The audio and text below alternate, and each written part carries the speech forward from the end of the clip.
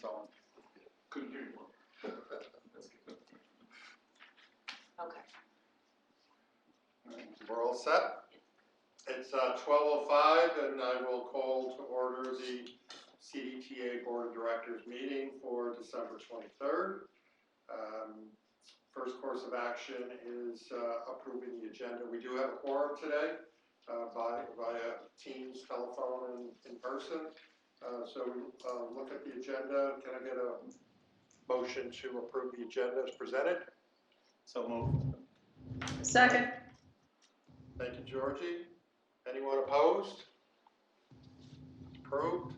Let's move on to the minutes of the last meeting, November 18th, 2020.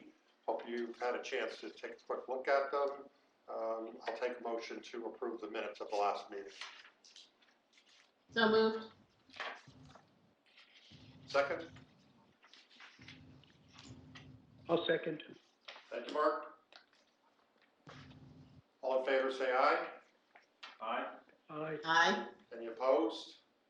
That's approved. So we'll move on to the committee reports. I'll start with the Board Operations Committee. They had a really nice report laid out, Carl. Left it on the printer in the office. All I gotta do is ask. I would just You know, I think I can remember most of it. better than I am. Yeah, well, meeting was held on December the 9th here at 110 Washington Avenue and via Teams.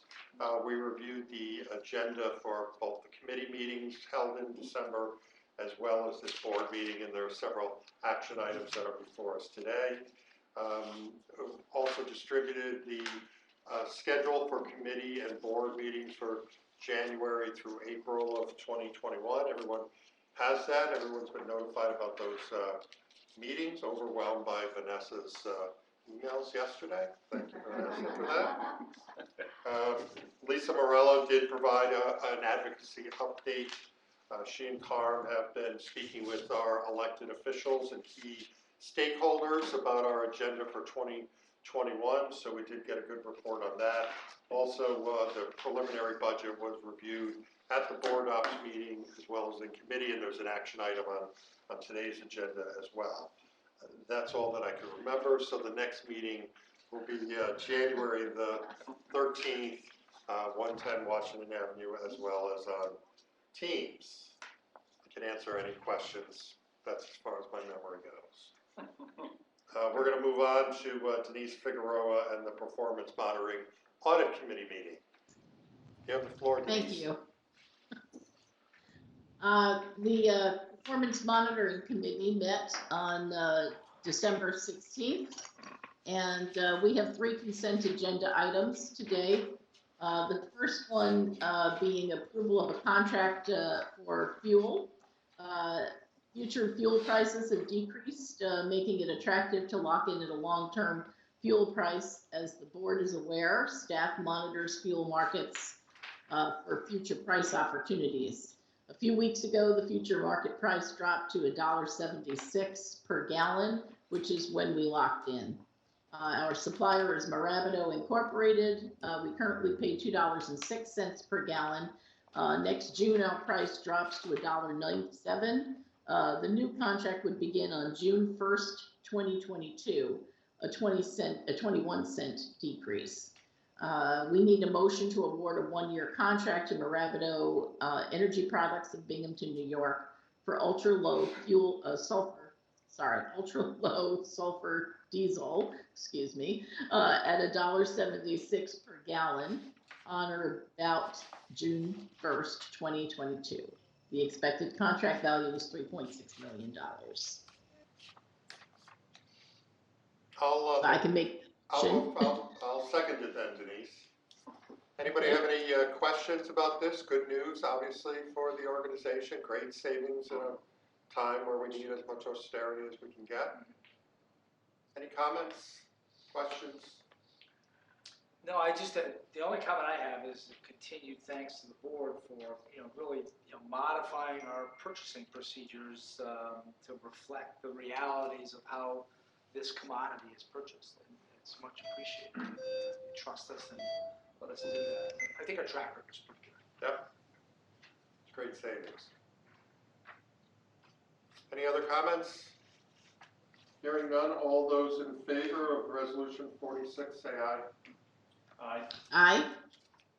Any opposed? Any abstentions? Resolution is approved. Continue, Denise. Okay, the next is the approval of a contract award for purchase of bus filters. Our contract for bus filters is expiring and the invitation for bids was issued. The IFB included requirements for each filter type along with estimated quantities. 11 bids were received and vehicle maintenance program, the incumbent was the low bidder. We need a motion to award a 2-year contract for filters to vehicle maintenance program of Boca Raton, Florida for an estimated total of $176,700. Can we get a motion on that? So move. Thank you, Mike. Second? Second. Thank you, Mark. Any questions on this item? We need filters to run a bus business, so Yep. that's what I learned in committee. Very educational. All those in favor of resolution 47, say aye. Aye. Aye. Any opposed? Any abstentions? Resolution I is abstained approved. on the previous motion, but I was muted. I Okay, don't, on resolution 46, Mark? So it's aye on this one, abstention on the diesel purchase. Yep, we got it, thank you. Resolution 47 is approved. Okay, our next item is approval of the purchase of paratransit vehicles. This is the annual approval to order paratransit vehicles as part of the fleet replacement program. In January 2016, the board awarded a 5-year contract to purchase paratransit vehicles from Shepherd Brothers of Canandaigua, New York. Staff recommends the purchase of 6 vehicles for STAR operations from this contract. Delivery is expected in the spring. We need a motion to award the purchase of 6 vehicles from Shepherd Brothers. The price per vehicle is $90,412, including painting and branding. An additional $10,000 per vehicle is required for radio and communication equipment. Can we get a I'll make motion on resolution 48? I'll make that motion. Second, please.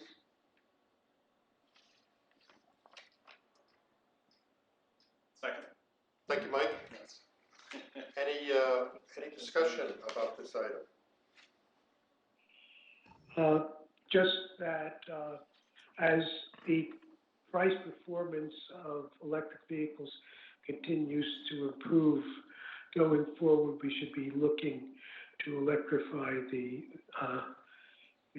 flex buses or vehicles, whatever they are, in future years. Noted. Any other comments? All those in favor of resolution 48 to purchase the vehicles, say aye. Aye. Aye. Aye. Any opposed? Any abstentions? The resolution is approved. Thank you. Continue, Denise. Okay, thank you. Yes, the investment committee met the day prior to our committee meeting, and the quarterly report was emailed to the board, so everyone should have received a copy of that report. On administrative discussion items, we had a report from Amanda Avery on risk management and workers' compensation quarterly report. It's a quarterly review on the adequacy of the risk management account, and the committee determined that both accounts are adequate at this time. Monthly management report, Mike Collins gave the monthly management report. The MRT continues to exceed budget expectations. Customer revenue remains at 50% of budget since we resumed fare collection. Rail station revenue is down 75%. mainly because of few Amtrak customers parking at the station. On the expense side, wages are 25% under budget. And other benefits categories saw an uptick in unemployment claims. Total expenses are down about 8% for the year. Our financial picture remains good because of the CARES Act funding and partial payments from STOA. Although revenue is tightening, we expect to end the fiscal year within the budget. So if there are any questions on the budget issues, I know Mike is in the room and Phil, so any questions for them? Okay. If I hear none, I'll move on then with the monthly non-financial report. Chris Desney gave the non-financial report to the committee. Ridership is down 40% for the month and 35% for the year. Star boardings are down 45% for the year. Fixed route on-time performance was 77%. Star on-time performance was at 83%. There were 23 preventable accidents, but only 12 non-preventable accidents this month, an uptick in preventable accidents that we are monitoring. I don't know if Chris is there, but if there are any questions, I'm sure you can address them. I can't see him on the screen, that's why. Yeah, he's here. I figured. You might see his hand. Hi, Chris. Any questions for Chris? Okay, then if there are no questions, then that concludes my report, and our next meeting is at noon on January 20th at 110 Waterville Elite and on Microsoft Teams. Thank you. Thank you, Denise, for your report. We're going to move on to the Community and Stakeholder Relations Committee. Pat Lance is going to make that report today. Okay, I'm hoping everybody can hear me. Can everybody hear me? Yes. Yes. Okay. This committee met on December 17th, 2020, and staff provided presentations on the Customer Engagement Survey and the monthly media and communications activities. Jonathan Scherzer reviewed the latest MORE report, which is CDTA's monthly onboard rider evaluation survey. Jonathan summarized the latest report, which was conducted online. This is a switch from previous surveys, which traditionally have been done face-to-face. The switch to the online survey allows for both choice riders and heavy-use customers. CDTA used social media website to help drive up respondents. The report found that nearly 90% of the customers are satisfied with CDTA services, with an increase in highly satisfied responses. The report covers COVID-19 response, trip purpose, payment systems, and most recent trip. Jamie Watson summarized the monthly media communication engagement report. There were 15 media stories on television, newspaper, and radio this month. Highlights included the launch of the new River Corridor BRT service and the end of the CDPHP cycle, season 4. A majority of the stories highlighted the launch of our newest BRT service. The story was also featured in 2 national publications, Apta Passenger Transport and Mass Transit Magazine. That's everything on this report. If there's any questions for Jamie or Jonathan. Everybody good? Okay, the next meeting of the committee will be held on Thursday, January 21st, 2020 at 11:30 via Microsoft Teams at 110 Waterville Avenue. That's all I have. Great, thank you, Pat. And now we'll move on to the Strategic and Operational Planning Committee. Mike Rochon. Thanks, Jamie. Strategic and Operational Planning Committee met last Thursday, 12 o'clock here at 110 Waterville Ave and via Microsoft Teams. We have one consent agenda item today for the board, and that's the preliminary budget approval for fiscal year 2022. We are required by New York State to approve a preliminary operating budget by December 31st, 2020. Staff uses this as the starting point, and we will have several more meetings to work toward developing a final adopted budget. The preliminary budget and 5-year capital plan for fiscal year 2022 was provided. The preliminary budget is projected to be $100.2 million, a $2.5 million increase from this year's budget. Customer revenue is expected to be 50% less than this year. Rensselaer Rail Station income is projected to be 75% less than this year, and we estimated 25% reduction in STOA. MRT is performing well, and we will likely increase our projections. We have not used our federal maintenance 5307, and we expect to carry this over to fiscal year 2022. With this first pass of the budget, we are showing a 2% increase in expenses. Part of this includes our cost to operate River Corridor BRT. Wages and benefits make up 70% of our expenses, and we will look at ways to adjust these budget lines as well. The 5-year capital plan was also reviewed. Staff is recommending that the fiscal year 2022 preliminary operating budget of $100,259,401 and a 5-year capital plan of $383,507,704 be approved and meet our New York State statutory requirement. So at this time, we need a motion to approve our fiscal year 2022 budget. Let's get a motion and second on this, and then we can have some discussion. Can I get a motion on resolution 49? So moved.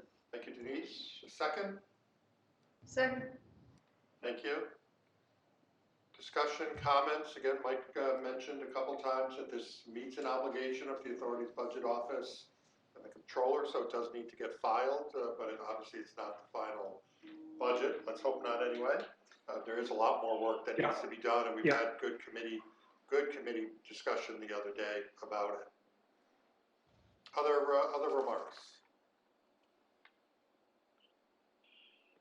Yeah, I have a couple of comments. There are several major uncertainties, which should be clarified by the time we adopt the final budget in March. But some of them will be resolved. The Congress agreed on a combination finishing the appropriations for the rest of the fiscal year and the COVID relief package, but the president indicated that he might veto it. So that's still up in the air. I had the impression Carm may have more information that transit funding did okay in the congressional bill. And then the state legislature is considering adding tax brackets for millionaires to help fill the state budget gap, especially with zero aid in the congressional package. And that may be done this week in order to be effective for taxes over the next calendar year.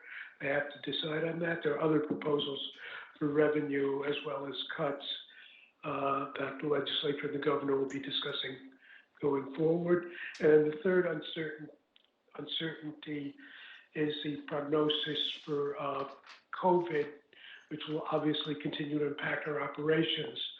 About an hour ago, I sent out a very powerful graph from the State Department of Health for the hospitalization trend in the capital region. I strongly recommend that people look at that graph. The hospitalizations peaked in April at 205. The latest was 362. as of Monday, and continuing to skyrocket upward. And Christmas and New Year's will probably accelerate that at least through January by the time it stabilizes. Of course, the vaccine is coming in, but we don't know at this point the future course of the disease beyond that. But I don't expect it to go down before February at the earliest, and then it'll still be high for a while. Thank you, Mark. So all our preliminary numbers are very preliminary, is bottom line there.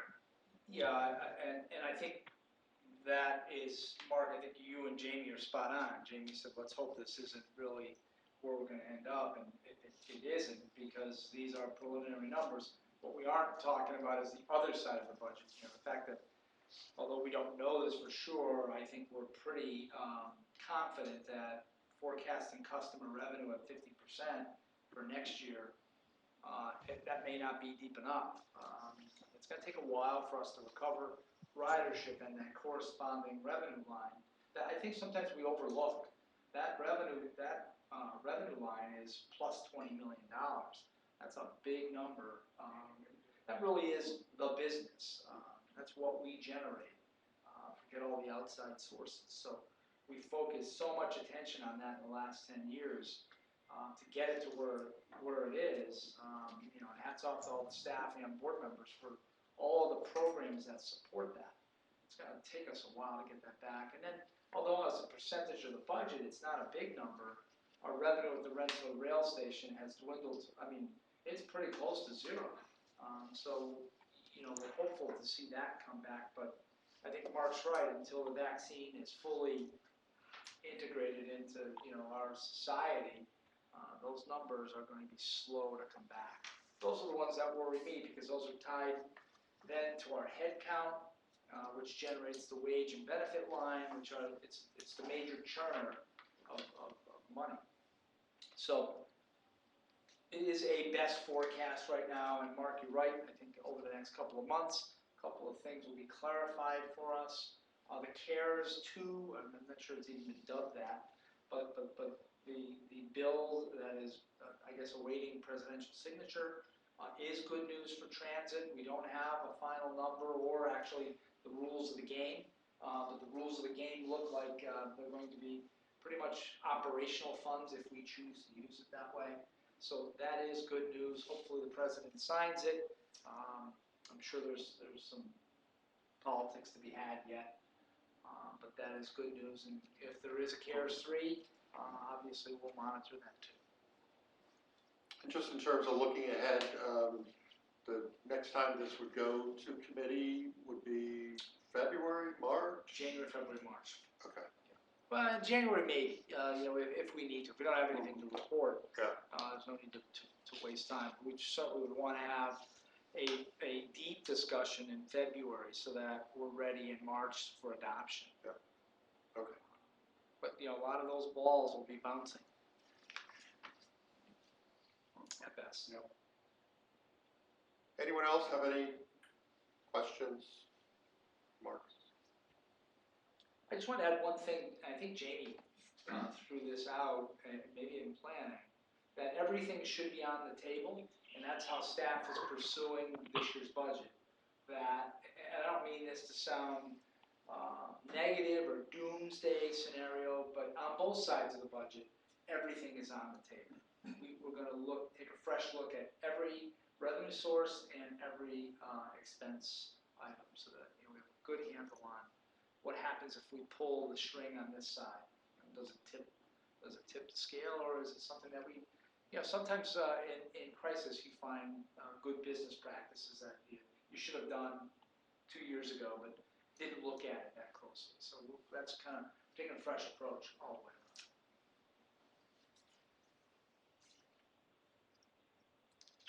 We have a motion and a second on this, so let's take the vote then. All those in favor of Resolution 49, the preliminary budget, say aye. Aye. Aye. Any opposed? Aye. Any abstentions? It's approved. Thank you, everyone. All right, and we had several administrative discussion items. Two of those were presented by Jonathan Scherzer. First being the scooter e-bike update. New York State law now allows the operation of electric scooters and bicycles. We have identified a 50 scooter pilot program that can begin in the summer of 2021.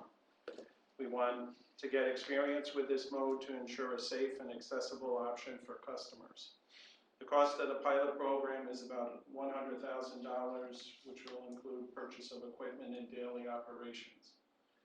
Funds for the program will come from the fiscal year 2022 capital plan. Mobility Cloud will provide the same operational services that they provide for CDPHP Cycle. We will lean on our public-private partnerships to situate scooters with development communities and in recreational zones to give us experience with use, location, and deployment. We are also investigating the addition of electric bikes to the CDPHP Cycle fleet. Next steps include placing an order for scooters, working with municipal partners for approvals, and engaging stakeholders on deployment plans. The second item presented by Jonathan was the car share update. Capital Car Share has announced that they will cease operation at the end of this month. CDTA has supported this effort with operational and marketing assistance using funds originally available through CDTC. Capital Car Share has struggled with only 50 active users that total 20 rentals per month. Their insurance costs are high and their software systems are out of date and need to be upgraded. We think that this could be an exciting addition to our mobility menu. Car Share program fits our mission and is consistent with our strategic pillars. We are considering joining a collaborative with a company called Mobility Development. This would give Mobility Development a better package of fleet, commercial insurance, and hardware software options. Next steps include formalizing a pilot program, reaching an agreement with Mobility Development for day-to-day operations, and connecting with elected officials and other stakeholders to get input into identifying new funding sources. The third item of discussion was presented by Ross Farrell, and that was regarding our service planning update. Ross provided a review of service adjustments made since the beginning of the pandemic. It involved a series of reductions and additions in reaction to the initial drop in ridership, social distancing restrictions, and a return to schools and colleges. We discussed how the service footprint experienced reductions in geographic coverage but increased in frequency. As a result of projected ridership and revenue declines, associated service levels will also be reduced, and a return to pre-COVID levels is unlikely to happen in the next fiscal year. These adjustments, coupled with our suite of other current mobility options, Flex, Vanpool, Cycle, and future mobility options, Mobility Hub, scooters, Car Share, will shape the future of our transit development planning process. Our next meeting is scheduled for Thursday, January 21st, 12 p.m. here at 110 Waterville Ave or via Microsoft Teams. That concludes my report, unless there's any further questions or comments. Thank you, Mike. Any questions for Mike on the committee? It was a good committee meeting last week. It's a lot of stuff. Yeah, a lot of good stuff going on. Well, we'll move on to the next item, which is the CEO report from CAR. Maybe just to follow up on Mike's report, I think what you see happening is development of a laboratory, really. Sort of a testing place here for mobility options, because in spite of the fact that transit ridership is going down, there still is a demand for mobility. Just that what people want, I think, is changing. And what we're trying to do is to keep pace with those changes and to stay consistent with our strategic plan, which calls for the development of options, a common payment platform, integration of technology. So all of the work that John and Ross gave you a glimpse at is intended to sort of get us there. So, really a film at 11 message there. We've got a lot of work to do. We've got a lot of partnerships to either make or enhance to see where these options will lead us. Scooters, I think the way we're approaching it is the right way to sort of zone them in, fence them in, so to speak, geo-fence them in. And car share has been on our radar for a long time. We think we can do a good job in branding it and promoting it to a target market that we think has sort of been underserved. So we'll see where that goes, and we'll have regular monthly reports on that. I think most of the committee reports reflect what's in my report, but I do have to give a hats off to the entire company. COVID-19 may have changed how we operate, but it sure as heck couldn't stop 30 inches of snow from falling, and basically brought the region to a halt in a way that most of us haven't seen in quite some time. But as usual, CDTA continued to roll. We operated through the storm. Maybe not always on time, and maybe not always on the street that people were normally used to getting a bus, but we got through it. That last report, no major incidents or accidents, lots of slips and slides, lots of snowbanks got in our way. We're still cleaning up, as are many municipalities, but hats off to every operator who made it into work, because not all of us could get to work that day. Hats off to every maintenance technician, cleaner, helper who got buses ready, who plowed facilities, shoveled out stuck buses, which was a full-time job for about a day and a half. Thanks to every supervisor, to every foreman, support staff who directed traffic, plugged holes in service, and made sure that it resembled the schedule. And to every management staff person who pitched in, provided support, direction, really over a 48-hour period. Everybody in the company did something to get us through what some people had a hard time getting through, and it's really the CDTA way. It seems like we do our best when times are tough. So COVID is tough, but I think sometimes 30 inches of snow is tougher. I think we've exhausted the information about its impact on our ridership. It certainly is impacting our ridership, but we will be back. The realities of COVID in our company, we're seeing spike up, as is the region. Our numbers are a little lower than the region, but pretty reflective of what's going on. We've got another handful of positives that we'll report to you today. I don't know if there's an end in sight, and so, here at CDTA, I doubt it. I expect January and probably February to be difficult months. We're doing everything that everything that the experts are telling us to do, we're doing. Regarding quarantine, regarding precautions, mask wearing, save this small gathering just while we speak in our buildings is darn near 100%, just like it seems like most places here in the capital region. But I think out of it will come a better company, a better organization, whether it be how we clean, how we disinfect, how we operate. I think we'll be better at the end of the day, but it is a tough go. It's making it difficult. We've reported about our communication with elected officials. Lisa Morello's leading the way on that. And our audience has been very receptive. They understand what we're doing. They understand the issues, and I think there'll be a positive outcome. Good news, we closed up season 4 of CDPHP cycle. We broke records in an abbreviated season, 38,000 rides, 5,000 new members, really over the top.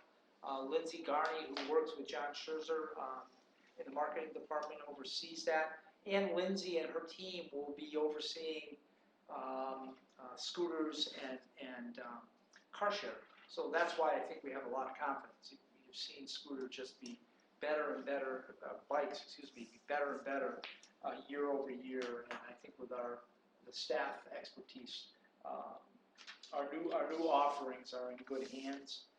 A quick update on our United Way campaign. Just unbelievable in this difficult time what our employees do. $171,000, which will likely make us per capita the best company in the region. That's up $18,000 from last year.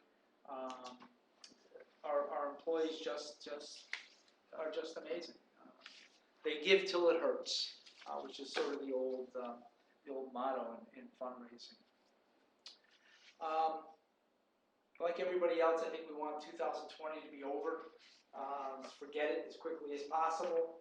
I think, but it's important to acknowledge the work that everyone has done throughout the year to get us through, to get us through with our financial condition in good shape, to get us through without having to lay anyone off, that we haven't furloughed anyone, and we haven't even, whispered those words. I don't remember saying those two words publicly.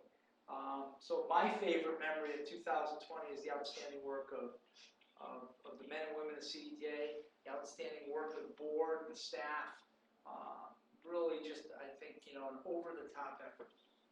But let's get rid of 2020 and bring 2021 and hope that things get better quickly. But from all of us, on behalf of the staff, employees, happy holidays to the board. Stay safe. Try to have a happy holiday season. If this doesn't drive you to drink, I'm not sure what will. It's certainly driven me to drink. But that's okay. I do it only in my house. Happy holidays, everybody. Thank you, Carr. Same to you. Thank you for all the hard work, for all of the staff. Here, here. Yes, kudos to all the essential employees. It's been quite a year.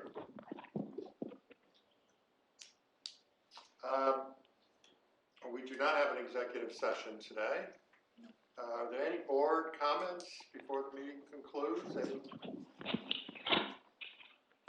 I have one comment on Carm's report. With the likelihood of service reductions, sort of a question, what impact will that have on the workforce? Is there a plan to do work sharing, which some organizations do, where work weeks are reduced, or people work, take a week off a month, or a month off out of 4 or something, and collect unemployment to maintain their income? Or people, is CDTA looking at those options in conjunction with the union?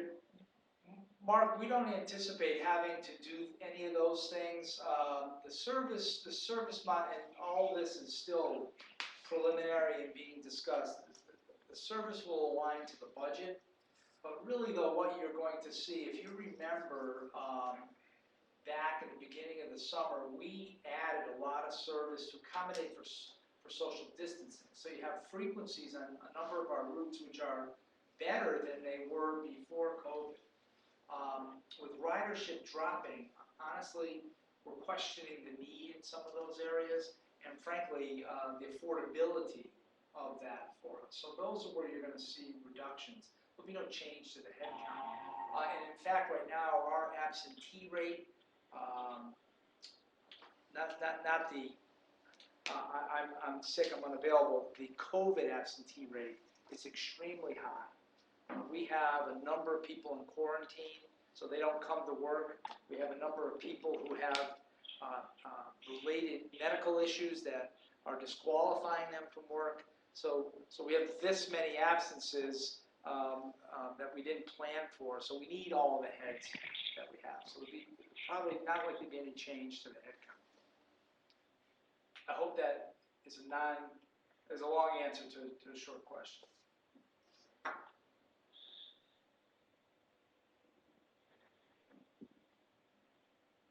Any other comments or questions? Seeing none, wish everyone a happy holiday. Our next meeting is Wednesday, January 27th, 12 noon via Microsoft Teams or here at 110 Waterville Avenue or live streaming. With that, I'll take a motion to adjourn. So moved. Second, Second, thank you. The meeting is adjourned. Thank you, everyone. Have a safe have and a healthy happy holiday. holiday, everybody. Happy holidays. Thank you, Thank you. happy holidays. Thank you, everyone. Happy holidays. Yep, be safe, stay healthy. Yep.